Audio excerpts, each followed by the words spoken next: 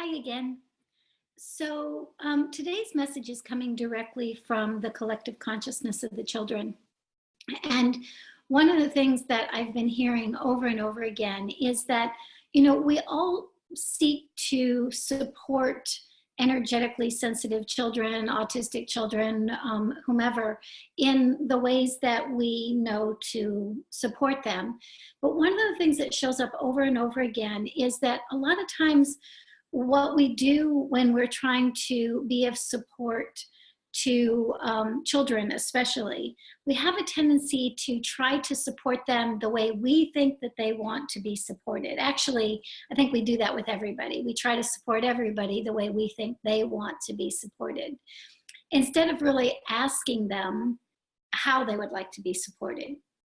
So with a lot of children diagnosed with autism, especially those that are nonverbal or partially verbal, a lot of times what I hear is, well, I would like to support them the way they would like to be supported, but I can't really ask them how to support them, or, if this or that will work for them. That's not exactly true. When we ask a child, either telepathically or verbally or through some form of communication, augmentative kind of communication, spell to communicate, any of that, when we ask them, what will this help? Will this not help? Is this supportive? Is this not supportive? When we ask that, we get one response. And especially if we get it through a more intuitive sense, like telepathy or something along those lines, it's always a really good idea to have some checks and balance to that. So it's not just coming from our own identities or our own projections. But one of the things that I think is really important to understand is that when you have asked a child on the spectrum, what is necessary, or what will be supportive or not supportive for them.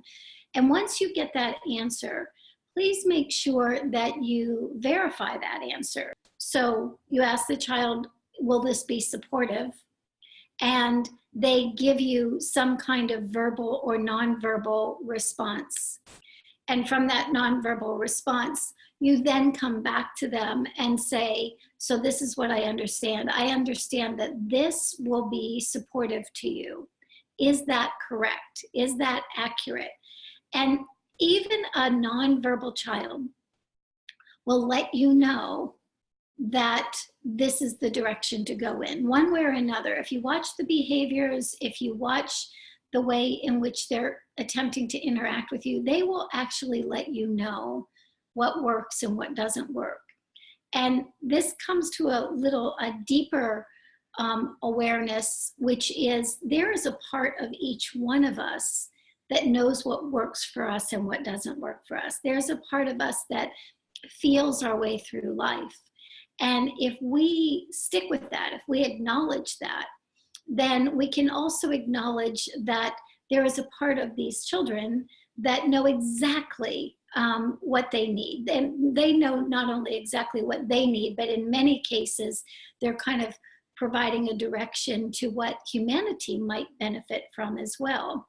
But we also have to, one, ask in the first place, before we just assume that whatever our particular technique or belief is going to work for them.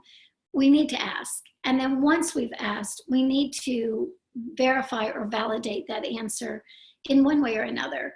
And if we'll do that over and over again, there's this cooperation, collaboration that can happen between these kids and ourselves that is really pretty mind-blowing. They've got a lot to share.